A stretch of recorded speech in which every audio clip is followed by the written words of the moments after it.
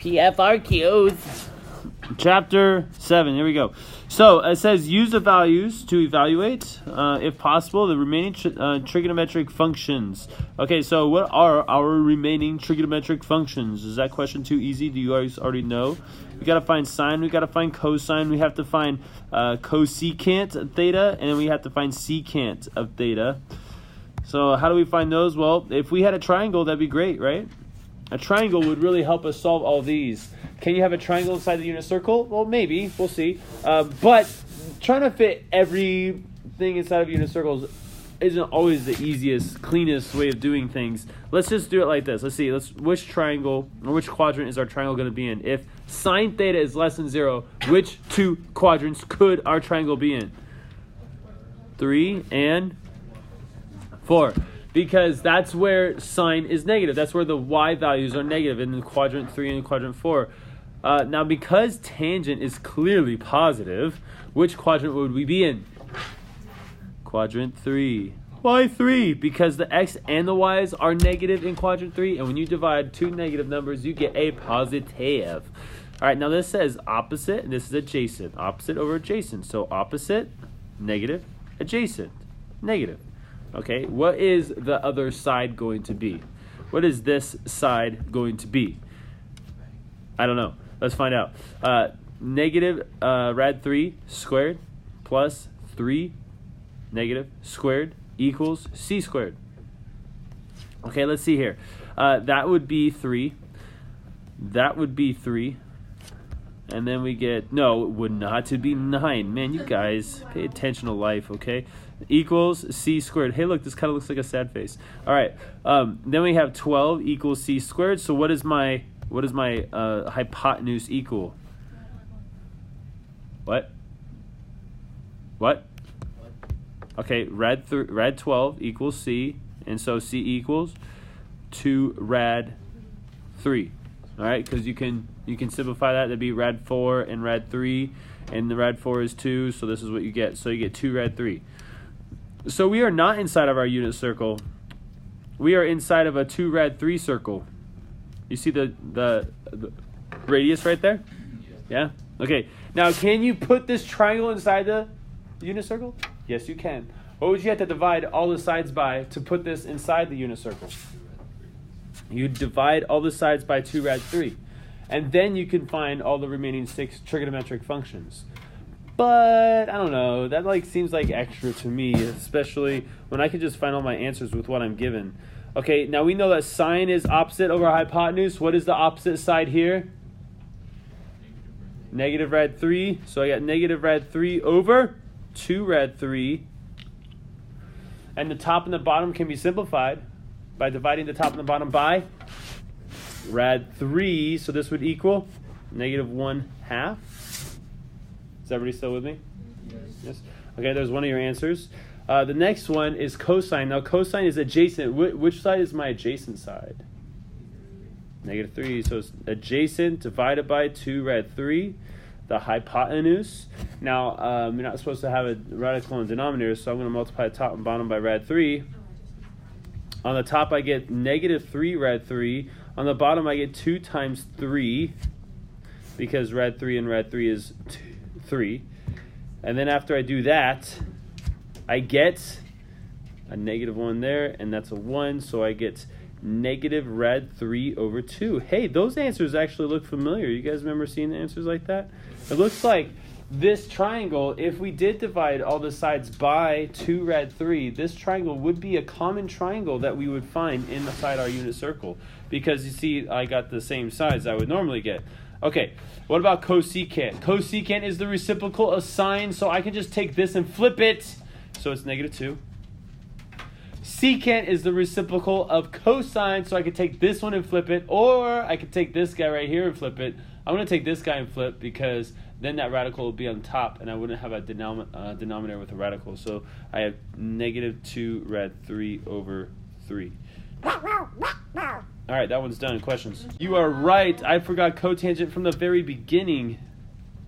Remaining trigonometric functions, and there's 6 of them. So cotangent, that would be, I could flip this guy, or I can just do adjacent over opposite, which would be the same thing. So we get positive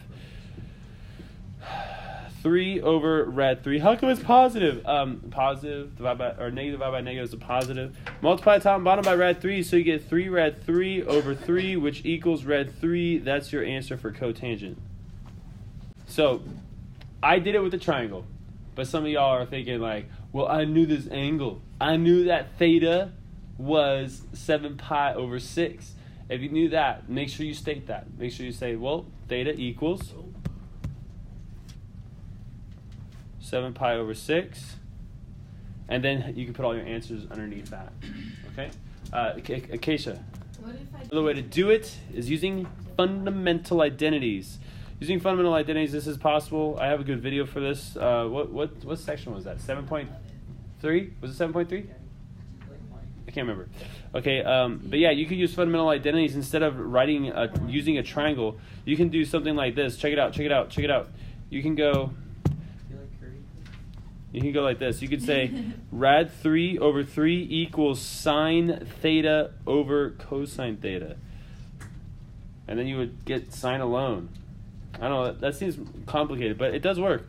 Or you can say cotangent 1 over cotangent theta equals rad 3 over 3. And because I could sub out tangent and put in that, I can sub out tangent and put in that, and you can solve those. Yeah, that would work. You also have to probably use the Pythagorean identities.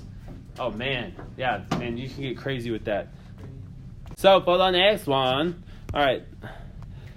Man, we gotta simplify this. Fundamental identities to simplify this. Oh, that looks nasty. Okay, so I'm just gonna try something. Let's see if it works. I'm gonna multiply top and bottom by the conjugate of the bottom because I really want to just take this out and I want to put sine in there, but I can't. Why? Cosine is not squared. But if I multiply the top and bottom by 1 plus cosine theta. 1 plus cosine theta. Let's see. The denominator would be a nice little pretty thing that we are very, very familiar with. It would be 1 minus cosine squared theta, which we like. And then top would be, oh, that's dirty. I gotta distribute this. What is sine theta times 1? That is sine theta, or secant theta, sorry. Secant theta. And then I have secant times cosine. Now, secant and cosine are reciprocals of each other, so if you multiply those together, what do you get? 1 now. So I go plus 1, and now I got to go negative 1 times positive 1, which is negative 1, and then I have to go negative 1 times cosine, which is negative cosine. Oh, snap. Snappity wackety. That plus that 1 and that 1, they cancel out because one's positive, one's negative. And now I have secant theta minus cosine theta divided by, that would be sine theta, right? Sine squared theta. Okay, what can we do next? Well, we have a fraction. We could split it up. That's another way of doing it. Let's see, let's check this out. If I split this up, I get secant theta divided by sine squared theta, and then I have a minus cosine theta divided by sine squared theta. Oh man, now it's just looking even more dirty. And it's at this point, chill, I would probably go back and restart. Ugh. Why? Because I don't know, like it just looks like it's gonna get more complicated. Like I'm looking at this, I'm going, oh man, what can I do? I can split this up and I can get a cotangent out of there. I could make this into 1 over cosine. And just from my experience, after doing a lot of these, like when it starts getting more and more messy, then I stop and I restart. Okay, so let's restart here for a second. So if you had to restart on your test, you just cross this out and start fresh. Don't erase it all. Okay, so I'm gonna just go ahead and meh this, and I'm gonna restart. Let's go a different route. Let's not do that. Okay, I don't know. This is the most frustrating part about verifying identities or simplifying using trig identities. But you just got to roll with it. Okay, if it gets too nasty and you don't know where to go next, just go back and see if you go a different route. And so I'm going to try a different route. We're going to go 1 over cosine theta. I'm going to keep the bottom 1 minus cosine theta. And the top, I'm going to make this into secant theta. I'm going to make that the 1 over cosine theta, and then I'm going to subtract 1 from that. So now at the top, I see I have a fraction and a non-fraction. I'm going to make them common denominators so I can subtract those. So this would be cosine theta divided by cosine theta. That's the same as 1, right? Now we have the common denominators. I have 1 minus cosine theta up top. And on the bottom, I have cosine theta, all divided by 1 minus cosine theta. Now, top is a fraction. I'm also going to make the bottom into a fraction so I can multiply by the reciprocal. Look how much prettier this is looking so far. 1 minus cosine theta over cosine theta times the reciprocal, 1 over 1 minus cosine theta. This equals 1 over cosine theta, which equals secant theta. That's it. Next, letter C. We're supposed to prove that this side equals this side. Oh, that looks nasty. Is there something that you guys know, when there's angles matting together inside there? It's like some kind of fancy schmancy formula. Yes, you know. It's called the sum formula. Okay, so we have sine of pi over 6 cosine of x plus sine of x this time, and then cosine of the other angle, which is pi over 6. Oh, look at that. Schmancy dat. What is sine of pi over 6, students? Come on. What's sine of pi over 6? That is 1/2. So we have 1/2 of cosine x plus, just do a little bit of simplification. What is cosine of pi over 6? We're at 3 over 2. Then we have sine x. Ooh, man. Now I'm looking at where I'm going. I'm like getting excited because we are really close to that. Don't you agree? Yeah. What can I do to make it look like that? Take out 1/2, foo. Fulio mulio. So I take out the 1/2. When I take out 1/2, I'm dividing this by 1/2, and those go away. And I'm left with cosine x. And I have to divide this by 1/2. Oh, snap. If I divide that by 1/2, what do I get? You get rad 3 sine x. Oh, that's what you get? That's the same thing that we got up there. We got it, people. We got it. Point a little arrow to it. Say, yes, I got that. You can say this, too. You can say QED. That's Latin for it has been proven.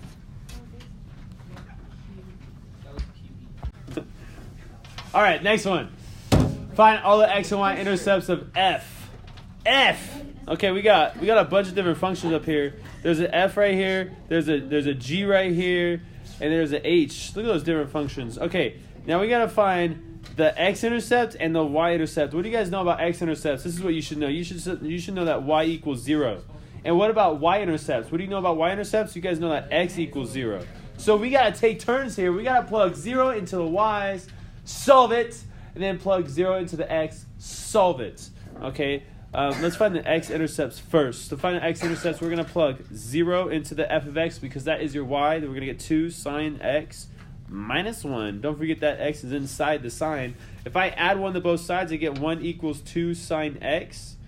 And then if I divide both sides by 2, I get 1/2 equals sine x. And then we must ask ourselves, what angle would give us a 1/2 when we plug it in the sine?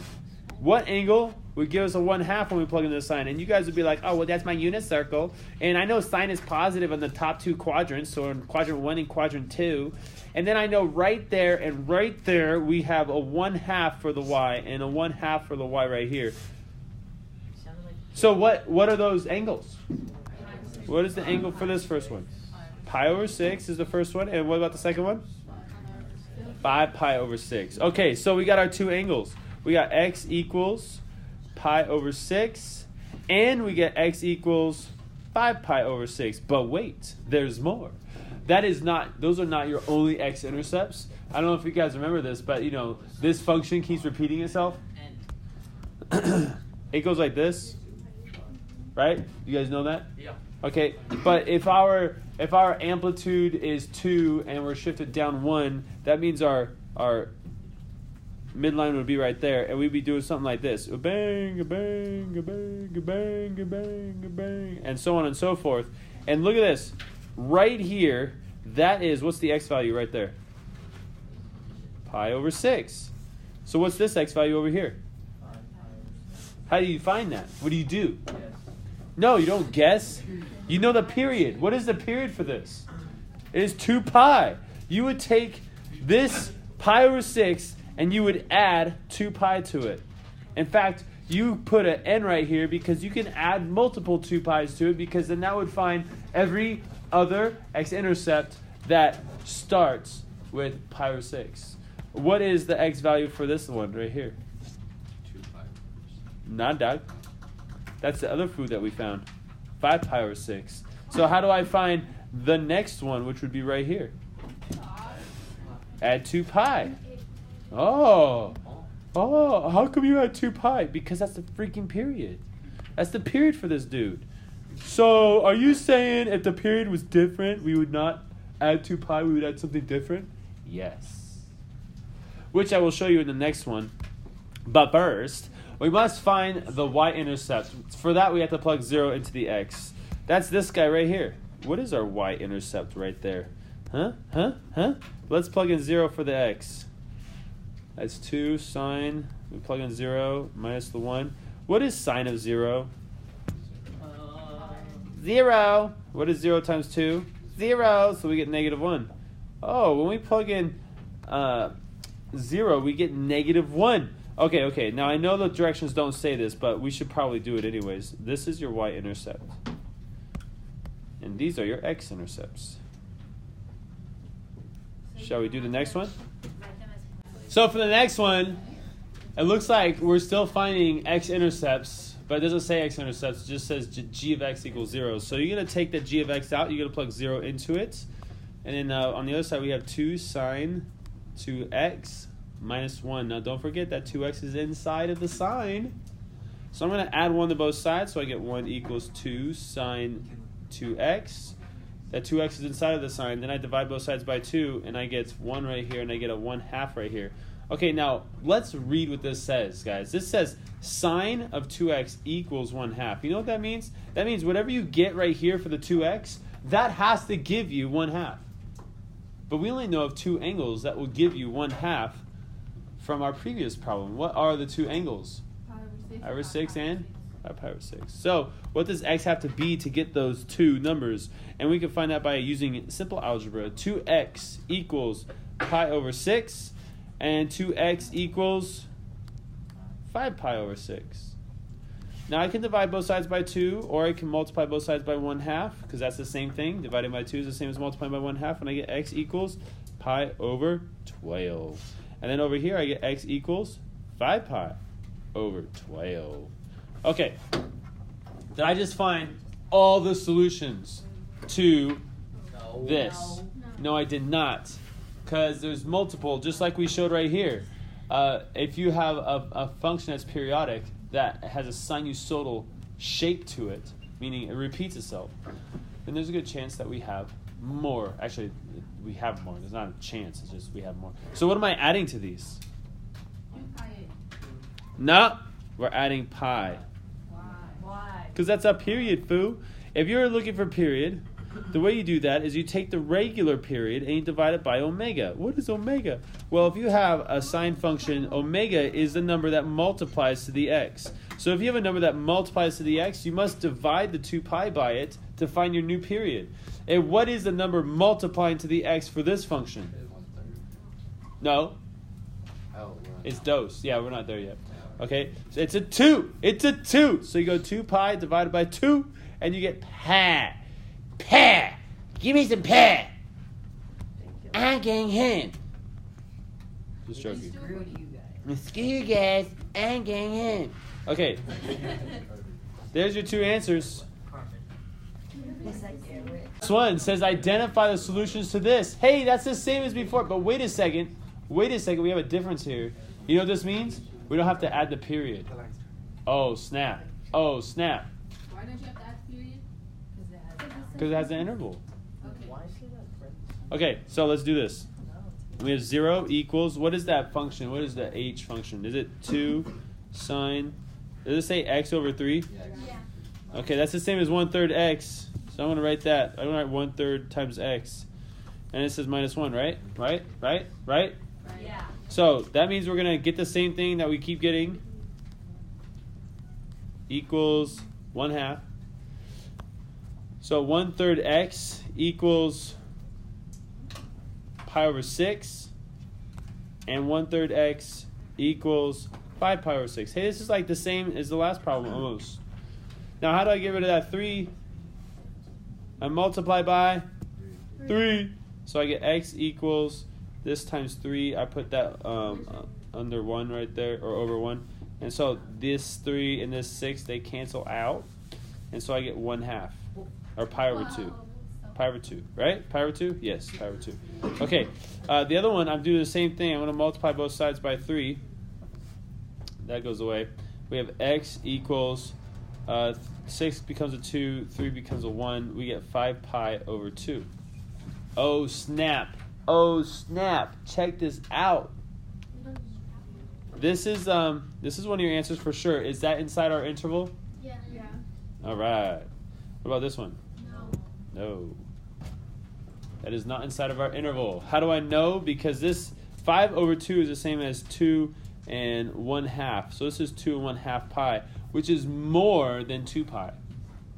Just a reminder, this interval right here, 0 is included in the interval, 2 pi is not. 2 pi is the boundary, but it's not included in the interval. All right, that's all that means right there. Now, this was valuable. We found an answer that doesn't fit in our interval. And that's because the period is so big that you don't see it. Like normally, from 0 to 2 pi, your sine function does this, right? And it'll hit like I don't know what 1/2 twice, right here and right here.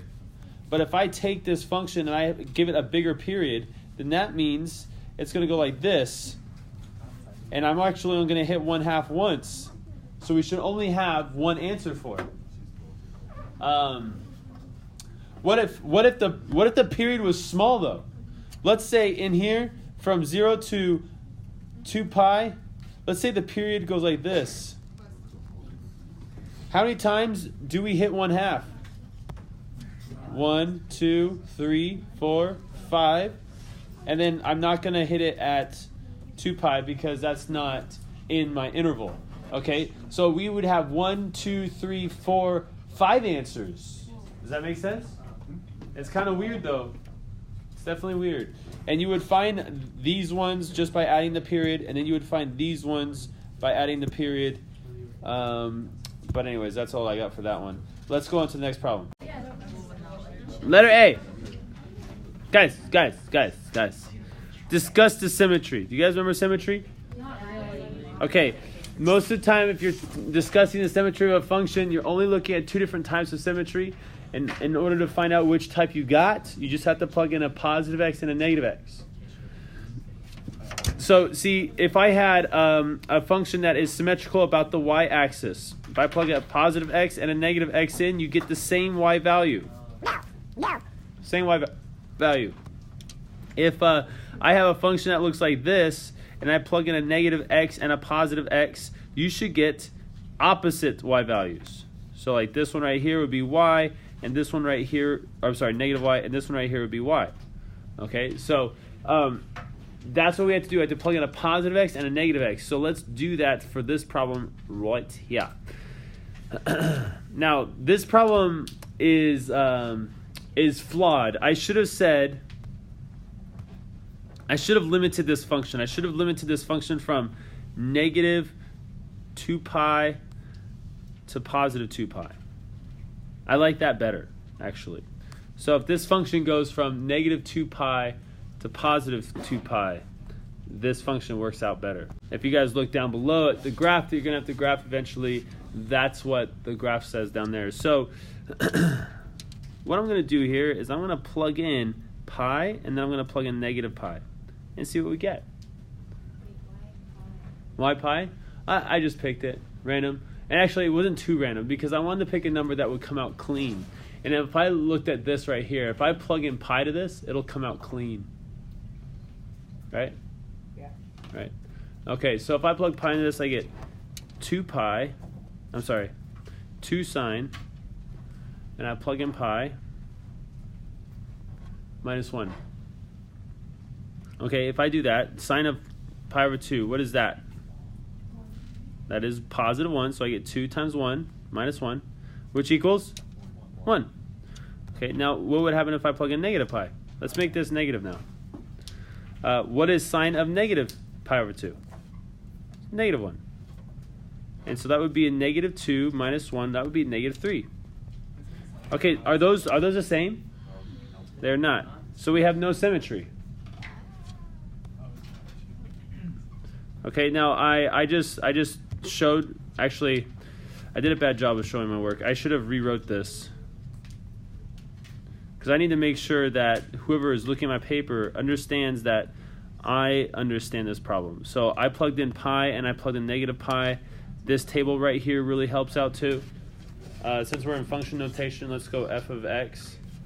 So because f of x does not equal f of negative x, then no symmetry. Actually, we have to state both scenarios because they don't equal, and the other one is because f of x does not equal the opposite of f of negative x, then there's no symmetry. One of those has to be true. Either this one has to be true, or this one has to be true in order to have some symmetry. By what I said about these two graphs right here. Okay, so let's go to the next one. It says find all solutions for this equation. Hey, we've done this before. This is like what we did in the other one. So we got to add 1 to both sides and divide by 2.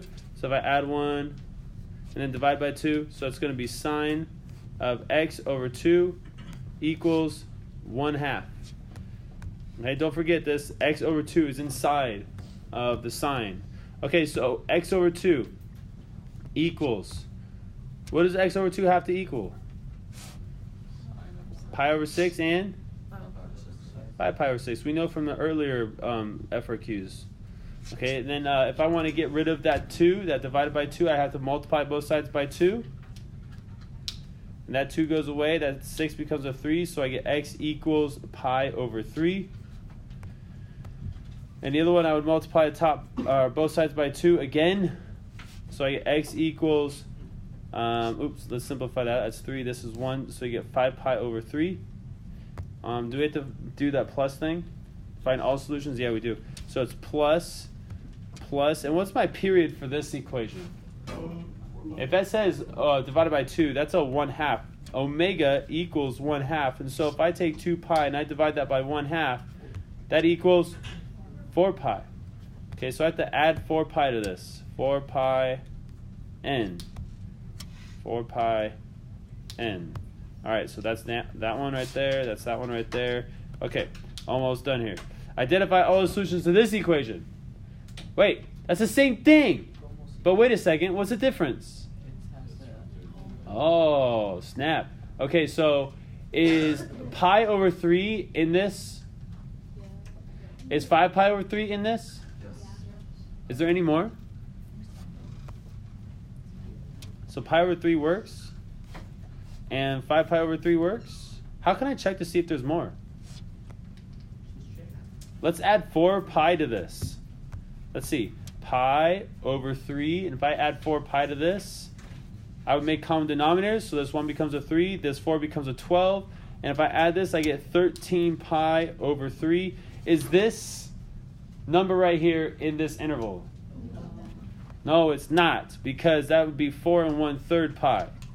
And 4 1/3 pi is not between 0 and 2. So these are our only 2 answers. I'm not even going to check this one, because I know it can't be right. Okay, going back to this, that's a good question. If there was symmetry, you just, like, let's say these numbers did equal each other. Yeah. Then I would say they equal each other. Then it has symmetry about the y-axis. It's always the y-axis? No. Let's say this one was true. That means you would get like a -3 and a +3, because they're opposites. Then you would say symmetry about the origin. Okay, I'll finish this on my video. I'll do the graph next. All right, now this one says, use your answers from A, B, and C to graph. Okay, so A doesn't really help us out because there's no symmetry. Hopefully the problem in the future does help us out. Now I think it says pi/3 and 5pi/3 are x-intercepts. Now if this is 2 pi, this would be pi. And then if I divide this into 3 spaces, that would be pi/3, and this would be 2 pi/3, and that would be 3 pi/3, 4 pi/3, 5 pi/3. So we have an x-intercept right here, and we have x-intercept right here, and we know that we have a midline right here at -1, and so we start right here, we go up, we hit that, and then we hit the midline right there, and then we hit the minimum midline, hit that down. Okay, now we can just use that to continue on our pattern. Whoa. And there, no, I don't think that's right. Hold on, let me fix that. Okay, sorry, I gotta put that there, that there, that there, that there, that there, that there. Now I'm gonna double check this here. Is this No, Mr. Patey, that's not right. Oh snap! This period is not right. The period's pi. Right? The period is pi. Yeah. So I have to complete a whole cycle before I get to it. I gotta remember that my period is pi, and so I should finish right here. So I go. Oh, that's not right. No, pi, 1. Totally forgot about my amplitude. That's right, because I'm not staring at it here. We have sine, and it's x/2. And I have to subtract 1. Okay, that makes more sense. Wait a minute. So, isn't your amplitude 2? Yeah, that's exactly what I was just figuring out here.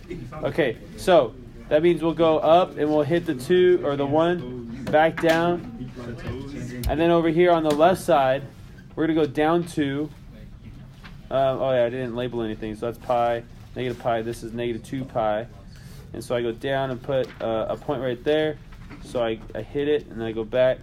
Okay, so that's what my graph looks like. And we got our y-intercept right there. Okay, so I don't know. I need a little bit more than just those points that we found earlier.